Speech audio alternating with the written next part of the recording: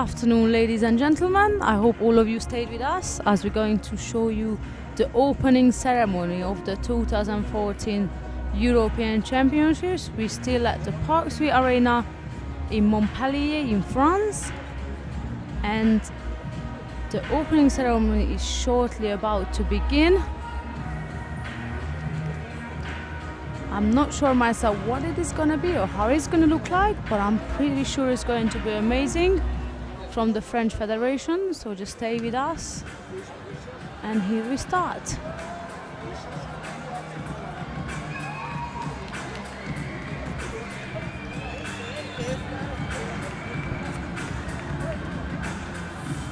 Ladies and gentlemen, welcome to the opening ceremony of the 2014 European Judo Championships in Montpellier, France. Mesdames et messieurs, soyez les bienvenus pour la cérémonie d'ouverture de ce championnat d'Europe 2014 à Montpellier. Bonjour à tous. Hi everybody. Nous faisons partie tous les deux de l'équipe de France. Mais nous appartenons surtout à la grande famille européenne de judo. Le judo que nous aimons tant et qui nous rassemble. Et qui nous ressemble. This is why we are so happy to welcome you. Ici, en France, à Montpellier. Pour les championnats d'Europe de judo. On y va? Let's go.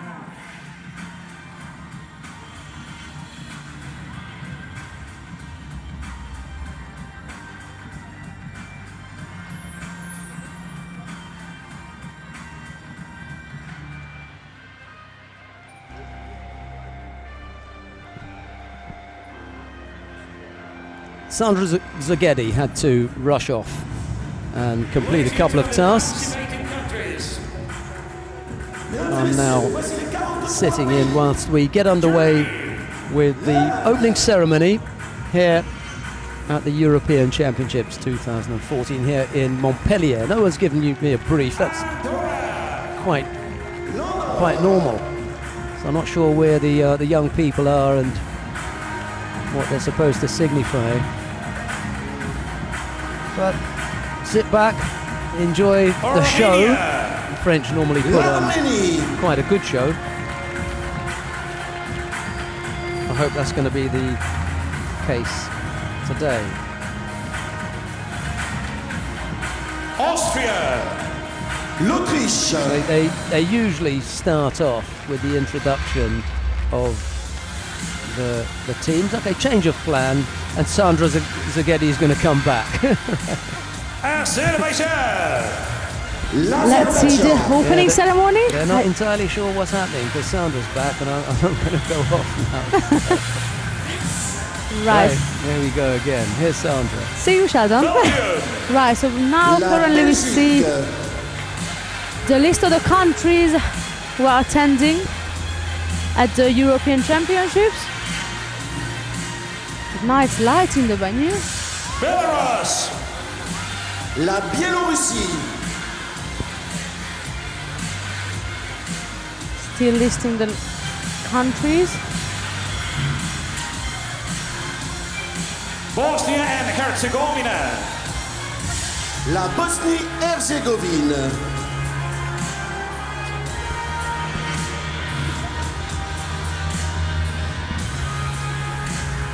Bulgaria, la Bulgarie, That's Bulgaria, the next one coming up.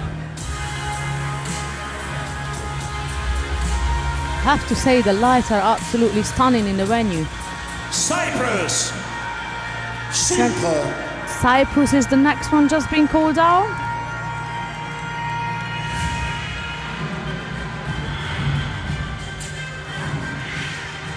Croatia, Croatia, Croatie, as we're following the alphabetic order, is Croatia. The next one has been called out.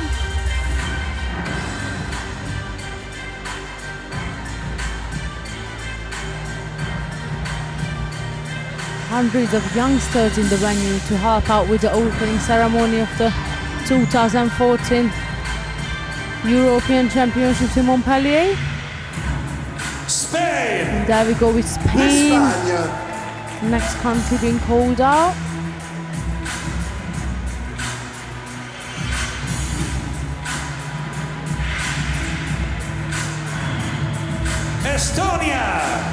Estonia. Just been called. The players are waving, walking in.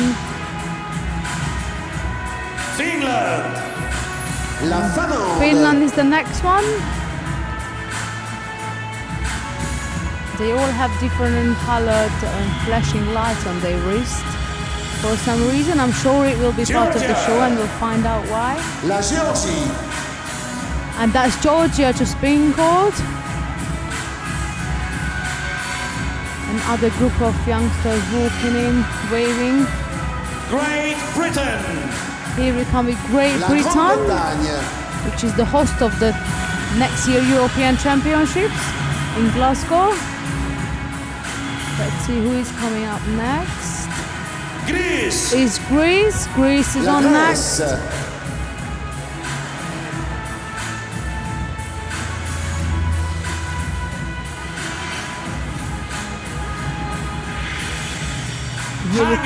Hungary. La Hongrie. Another set of youngsters just walked in to the venue. I'm really looking forward to this show today, and I wonder if these flashing lights on the wrist of the young people walked in. L'Irlande. It seems they're trying to make a shape of something we'll see at the end, of course.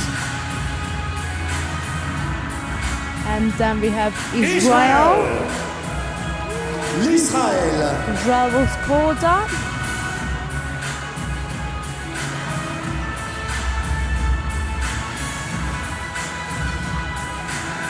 Italy. That's Italy for the next one. L'Italie. Still have a list to go here. So that's Italy for now.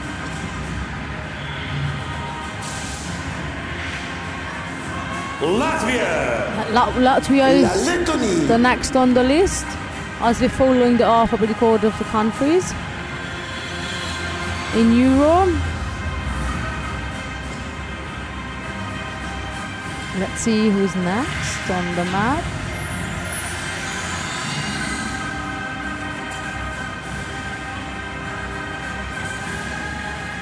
It's a beautiful show up on the screen, which you unfortunately can't see, but it's really looking good here. Is Lithuania. La Lituanie.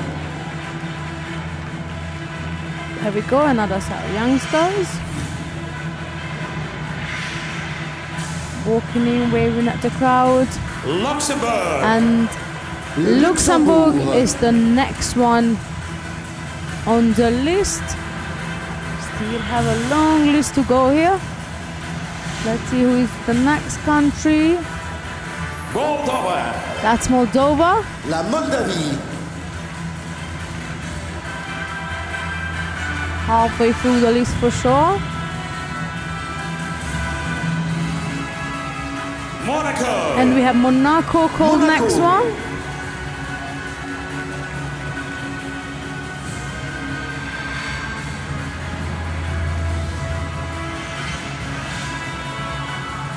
And here we come with Montenegro. Le Monténégro.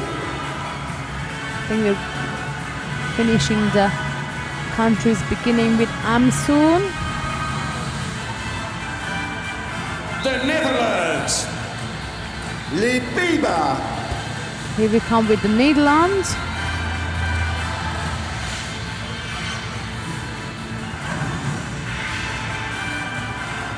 Poland. And there is Poland. La Pologne. Poland being called in.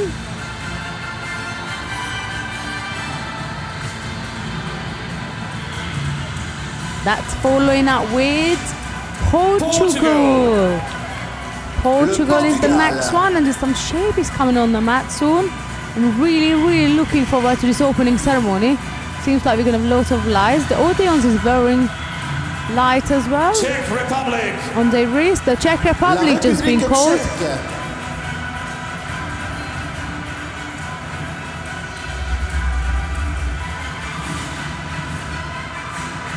And Romania is the next one. We're getting to the end slowly.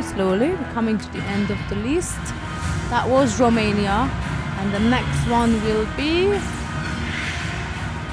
Russia. There it is, Russia. Big judo nation. La Russie. Russia.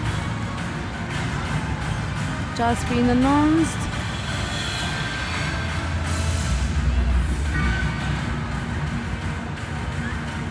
Let's see which country will be called next. The lights are absolutely stunning in the venue. Absolutely amazing. And we're moving to San Marino. Saint-Marin. San Marino is the next one.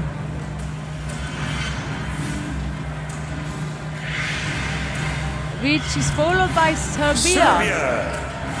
La Serbie. We're getting to the end of the list, and I'm really, I can't highlight how much I'm looking forward to this opening ceremony here in Montpellier. Slovakia. Slovakia just been called. La Slovaquie.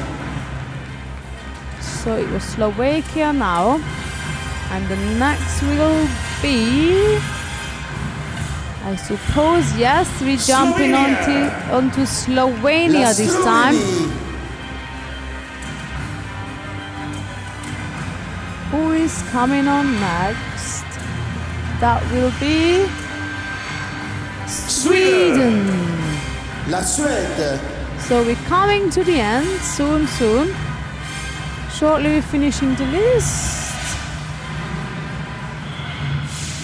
And there it is. Switzerland. Switzerland has been called.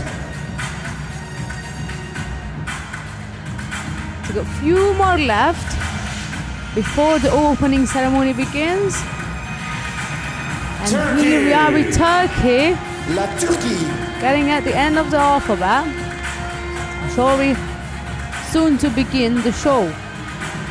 So who is on next from the countries in Europe? Ukraine. Yes, Ukraine just been called. L'Ukraine.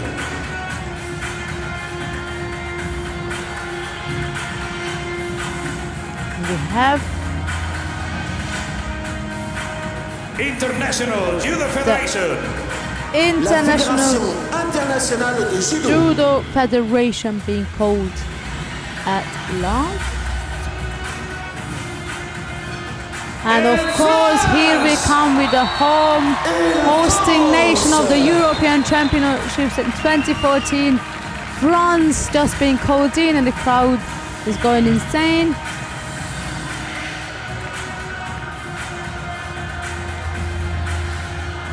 So let's see the show now.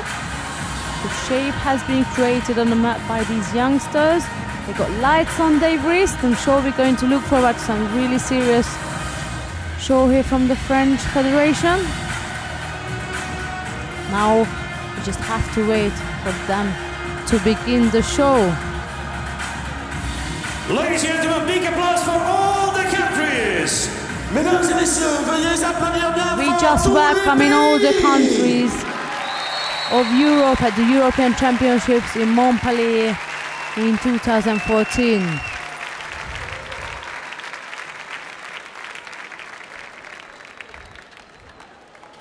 And now, ladies and gentlemen, please welcome the President of the French Judo Federation and the President of the European Judo Union, Mr. Jean-Luc Rouget and Mr. Sergei Soloveichik. Right, we're going Mesdames to et the messieurs, veuillez accueillir le président de la of Fédération the française de European Judo judo, and President ainsi que le Sergei président Soloveichik de and the l'Union French européenne de Federation judo, President Monsieur Jean-Luc Rouget et Monsieur Roger. Sergei Soloveichik. Ladies and gentlemen, now the President of the French Judo Federation, Mr. Jean-Luc Rouget, will just address you waiting a for few the words. speech. Mesdames et Got the messieurs, announcement now. maintenant le président de la Fédération française de judo, Monsieur Jean-Luc Rouget, pour quelques mots. They're going to welcome everybody. Bienvenue à tous les spectateurs. Merci d'être venus malgré votre travail. Je sais que nous serons bien plus nombreux ce week-end et je vous remercie de supporter bien sûr les équipes de France, mais également, comme vous avez l'habitude de le faire, le beau judo dans son ensemble. Thank you very much for all the spectators that they come today and for the next weekend. I know that you like to support the French delegation, but also the good judo. Je voudrais également remercier M. Sergei Soloveichik, président de la Fédération européenne de judo pour nous avoir donné l'opportunité d'organiser le plus grand championnat qui est à la disposition de l'Europe, c'est-à-dire les championnats d'Europe individuels et par équipe. Thank you very much, dear Sergei, dear President, to give us the opportunity to organize the big events that we have in Europe, the European Championship individual and for teams.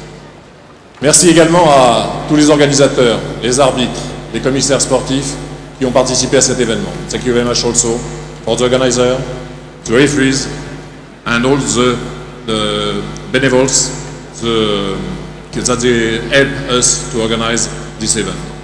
Good luck to everybody. Bonne chance à tous. Now, ladies and gentlemen, the president of the European Judo Union, Mr. Sergei Soloveichik, will address you a few words. Mesdames et messieurs, maintenant le président de l'Union européenne de judo, M. Sergei Soloveichik, qui va vous adresser quelques mots. Dear Judo family, dear Judo friends, you are welcome to France, to Montpellier, to the European Championship. You are welcome, and I'd like to thank very much my colleague Jean-Luc Rouget and his team of French Judo Federation and the team of the region for perfect cooperation in the matter of organization of our championship. I'd like to wish to all our participants successful fights here on tatami of Montpellier. I'd like to wish them to stay without injuries, and of course I'd like to wish good luck on the way to Rio Olympic Games. Ladies and gentlemen, the European Championship 2014 in France, in Montpellier, is opened. We just had the speech from the president, who mentioned the London Olympic Games, the Rio Olympic Games, because this is the last continental championships before the qualification begins and the hustle for the world ranking points for the next Olympic Games, which will be 2 years period for the athletes to collect as much as points they can to qualify for the next Olympic Games. I do believe the show is just about to begin. Lights are all over the venue. Let's see what the French put together for us for today.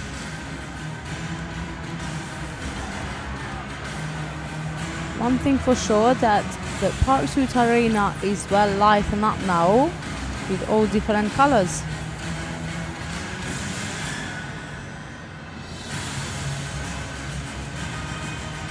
Here we see the audience. They're also wearing these wristbands with lights. Applause for all the volunteers. Mesdames et messieurs, un tonnerre d'applaudissements pour les bénévoles.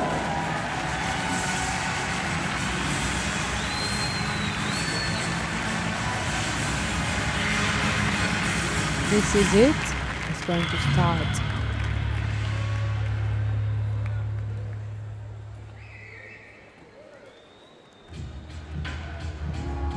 Now we see why they walked in onto the mat as they did, trying to shape something or walking off, waving off at the moment. Yeah, they're coming off. They're not staying there. They welcomed all the countries, and now they're walking off the mat. The final clock will start at 4:15.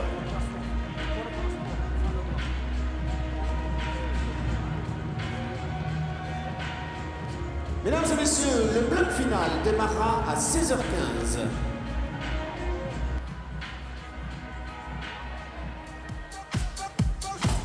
Right, so that was the opening ceremony of the 2014 European Championships. We start the final block at 4:15. And Sheldon just here to join us to give us an announcement. Yes. Hi Sandra, how are you doing? Good. Enjoy the opening ceremony? Yeah, I expected something bigger. Sorry, I was more even spectacular. You know, yeah, just a few people with some t-shirts on. No, I thought those lights were on for a reason. A few lights and wristbands. I thought there would be some show on, but never mind. It was nice. Welcome to all the countries. Well, look, we've got something interesting for you in a couple of minutes. Gary Cook, the Executive Vice President and Managing Director of EMO, is going to join us. He's going to talk about all things to do with UFC. I know there are a lot of people out there who are interested in that kind of stuff. I'm sure there are people. He'll be with us in 5 minutes' time. Stick around and we'll have a nice conversation with Gary Cook. Brilliant, thank you. Grab a cup of coffee, ladies and gentlemen, and then be back in 5 minutes. Thank you.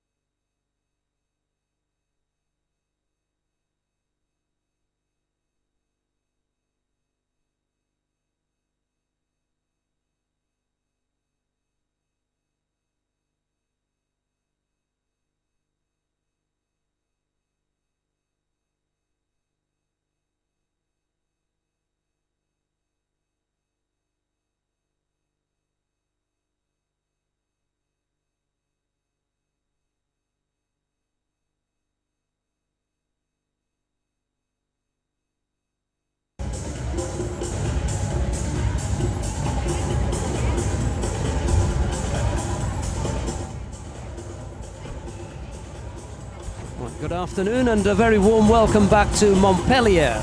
It's the second day of competition at the European Championships, and as you can see from the shot on your screen there, we're preparing for the medal matches. The final block will get underway at 4:15. Now, if you think that's action in the middle of the map there, I've got a man next to me who knows all about action. It's Gary Cook. He's the Executive Vice President and Managing Director of EMEA, and that has everything to do with UFC, Ultimate Fighting Championships. I don't have to tell anybody out there about UFC because I know that you're all interested in it. So let's hear from Gary himself. Good afternoon, Gary. How are you doing? Hey, Simon. How are you? Well, thanks for coming down. You're out in Montpellier enjoying the judo for a change, but still fighting.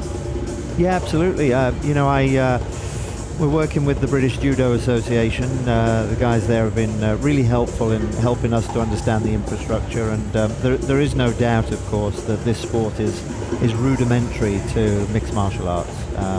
We have some wonderful athletes who have come through this discipline, and it's truly one of the great traditional martial arts. So we've got a lot to be thankful for from the judo community. It must be a little bit annoying for people who are fully into the full contact thing to watch it in its purest form, where there's no striking. Well, you know, I think you have to respect every sport for what it is. There's no kicking in boxing. That's right. Yeah, and so nobody bellyaches when no one gets kicked. That's right. And so I think what we tend to forget all too often is that great athletes, it's a long journey to become a great athlete. And what we're seeing today, and we see at all judo championships, but particularly at this level, these guys have gone a long way to get where they are. They're all supremely fit. That's right. So any aspiration to be as fit or as be as strong or as be as technically skillful as this level of athlete, doesn't matter what sport it is. And I think and that's why these guys make great mixed martial artists. Now, I can't imagine that anybody at home would expect us to go too long in the conversation without bringing up one of our favourites, and that's Ronda Rousey. Your thoughts on Ronda and her role in UFC? Well, it's an interesting one. You know, our sport or our business, UFC, is only 13 years old, you know. So we always talk about changing a generation, and really in the last 50 years, 100 years, there's not really been a sport come along as quickly. When you parlay that into who's making a difference, I always believe that UFC is changing the landscape of sport. And when you look then at the athletes themselves, Ronda Rousey is changing the face of women's sport. And I think what we underestimate, again, I talked about earlier, the training that's required by Ronda Rousey to be a great athlete. She's proven it at the very highest level, a bronze medal Olympian. Junior world champion as well. She had that pedigree. Absolutely. Technically one of the greats. Now she's had to change her discipline, become a more rounded athlete, but she openly admits that she's winning most of her contests through judo technique. However, she's now becoming a model. She's now working with... She was always a model. That's right. She's on the front page of Sports Illustrated, and so she's actually found a career in combat, but she's using fundamentally judo skills to build that career. Well, Ronda was junior world champion, and then now I'll tell you who's out here. Bernadette Graf of Austria, Kim Polling of the Netherlands, and Barbara Matic of Croatia. All three of them have won junior world championships in a weight above Ronda. So those are three girls who in the future might, you know, disappear into UFC. I mean, it could be a training ground. It could be, you know, preparation for that next step up, and you'd have a lot more of that kind of fighter in there. Would you welcome people with Ronda's skills? Well, yeah, absolutely. I mean, you know, I would love for a lot of those Olympic battles to be replayed out in the octagon. With full-on contact. With full-on combat contact. I think the interesting thing for us as we look at this moving forward, though, is this is not about versus judo. It's not MMA versus judo. It all helps, and I think that I don't think that'd be healthy. No, I really don't. Get everybody in, offering all the things they've got as that kind of rounded package that you were talking about. Doesn't matter whether they come from jiu-jitsu, BJJ, karate, taekwondo, whatever. They're fighters. That's exactly right. And I'd like to see more regulation within our sport around the qualification to coach and to fight. and I'd like to see more qualification growing up through the martial arts themselves. I'd like to see people who are coaching MMA to have at least maybe a first dan or a second dan in some martial art to begin with. Absolutely, absolutely. Or if we've got people coming from, let's say, a wrestling background, you know, college level wrestling, so that but then there's this striking element. It's a tricky one, isn't it? How you would get an across the board qualification. It is, but I'm a great believer in the fact that you can be a great jiu-jitsu, great Brazilian jiu-jitsu, great judo, and you can learn to strike. Yeah. I don't think you can do it the other way round. I think you could be a great boxer or a great striker, but you'll never learn. You'll never learn those. No, yeah, and that's why. So long. And that's why I'm here today to understand and learn more about how we can work with these sports, understanding them more in order to help benefit is the purpose. It's a really good point that Gary makes here, because even in judo clubs, you're going to find people who can throw people around very quickly. You know, they pick that skill up very quickly. The neowaza skill, the groundwork skill, takes a lot longer to develop to get to the kind of level, you know, that Ronda's got it. I mean, nobody wants to go on the ground with her. That's it. They all know that is, you know, you're unlikely to get back up with your arm in one piece. That's right. And we were just in Abu Dhabi. We had an event there with Nogueira, Minotauro Nogueira. A great jiu-jitsu expert, has been a jiu-jitsu world title holder of many of great note, and he also believes that it's very, very difficult to learn those skills. You cannot develop those skills. They take years and years of training. But then there's the other way round, Simon, where not everybody wants to be punched. And so you could be the greatest judo athlete in the world, and you might not like the other elements of the sport. That's the biggest question that people are asking Ronda Rousey. Can she take a punch? Well, you bring up the great debate, and of course that debate will live on for a long, long time. I was with Joe Silva, who's our matchmaker, and he's always identifying talent from around the world. We're in Germany on the 31st of May. Couple of judo historians on that bout and that bill, and saying the same things. They had to overcome the ability to be punched. It's not easy. It's a different kind of pain. You are taking a different kind of pain.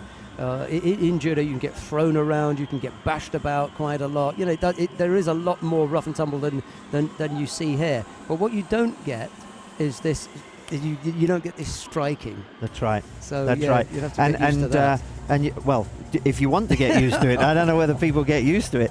I wouldn't encourage trying to get used to it. I'd say that I always say you have to be able to take a blow, though. That's right. That's right. And I think this is the athletics at the very highest level. You know what you're getting into when you're on the mat. You know what you're getting into when you go into the octagon, and you have to be prepared. It is human chess. It's strategy. Nobody knows what the outcome is going to be. It's so unpredictable. But of course, that's why we love sport. Yeah, it's watchable. I'll tell you that it is. I mean, every time that she's on there, I have a look, despite the fact that I wasn't keen on the level of, you know, some of them takes some real bashing. The referee stops in a boxing match, and you think, okay, that's acceptable. But sometimes I've seen the UFC just look so brutal. Well, and of course that's always the biggest criticism of it. And I think aesthetically, we may be ageists in this comment, unfortunately, but it's not a generational thing. It's not something that we're used to. It's not something that we grew up with. Super point. It's their thing. It's a young person's thing. We might not accept it, but they do. Young people love it. 70% of our fan base is under the age of 35, so 16 to 35. Yeah. We'll launch a game with EA Sports this year, so that broadens that demographic even more. And I think the issue is, I always would like to think that the bouts themselves, they are the spectacle, but it's the journey to get to be a fan. So you could engage in it through virtual gaming, you can engage in it through fitness at the gym. You don't have to be a fighter. However, if you're going to be a fighter, you better be prepared, and you better have some of the basic skills, fundamental skills that these guys have. Now, if you ask a fighter, he will say to you, well, that's just a cut. That's just blood. Yeah, That doesn't. And we say it here, to be honest. Yes. That's just a cut and everything. And I know people that watch tennis and think, oh my God, he's cut himself. Yeah. It's a cut. It's And a nosebleed. And that's it. Busted lip or something. And I touch wood when I say this, Yeah. but we do have medical reports that remark how safe MMA is compared to some other sports. Yeah. But well, of course, that's all relative. But you don't have the same kind of elongated hits that they have in boxing. That's If right. someone's going to get a knockout, it's 1 or 2 and he's out. That's right. Not That's right. Over this period of time, say 12 or 15 rounds where he's pummeled and you can see it happening. Still on his feet, he's taking blow after blow after blow after blow. And I think that kind of thing, I mean, how many fights does a top-class professional have in a career? Is it 42 or something like that? Yeah, I think we've seen, a lot of people give comparison to boxing. But you could go in boxing, you can win 10 fights and then you go 10-1, 10-2, 10-3, and people are writing you off. Yeah. In MMA, actually losing a fight is part of the development. You develop a pedigree. I think judo is the same. You develop a pedigree. Very few people are go unbeaten. That's right, because you have skills that are so varied. Whereas boxing is so linear. It's a strike, it's a punch, and it's to the head. And obviously somebody can hit harder than another person, but at the end of the day, if you can't take that, you'll lose. I think the nice thing too about the boxing, we know it's going to be a punch. This is going to be the finish or a number of punches over a period of time. With the UFC, MMA, you've got all of these other things that come into it. There's the striking, there's the grappling things. You could be arm locked, you could be strangled. That takes away, I think, the complete and total reliance on the striking part of it, because there are other options for a fighter. Yeah, I agree. And we had a bout in London at the O2 Arena, sold out arena. Everybody was waiting for Alexander Gustafsson from Sweden to continue his role as the contender to the world title. And he was fighting Jimmy Manuwa. Now, Jimmy Manuwa is ex-boxing and clearly a great athlete. And when you look at their physical form in the arena, you think to yourself, well, one's clearly going to win and the other one's clearly going to be cling to the wreckage. And actually, it was all about whether Gustafsson could get him to the ground. And really the wrestling and the grappling, that's where they win out, because it's so tiring, as you know. When you're 200 pounds laying on top of somebody, it's a long drawn out affair. So there's the grappling element, there's the kicking element, there's the boxing element, and again the fighters who are better equipped to answer the question, but they will always say, you just never know where the attack will come from. Yeah, which angles. So we've seen great fighters, even the Anderson Silva, one of our greatest, who in the jiu-jitsu world is unbeatable, but got knocked out in after 3 rounds in Las Vegas in July last year, completely by surprise, by a complete unknown. Somebody just walked in and he took him on the chin and it was all over. So you never know where it's coming from.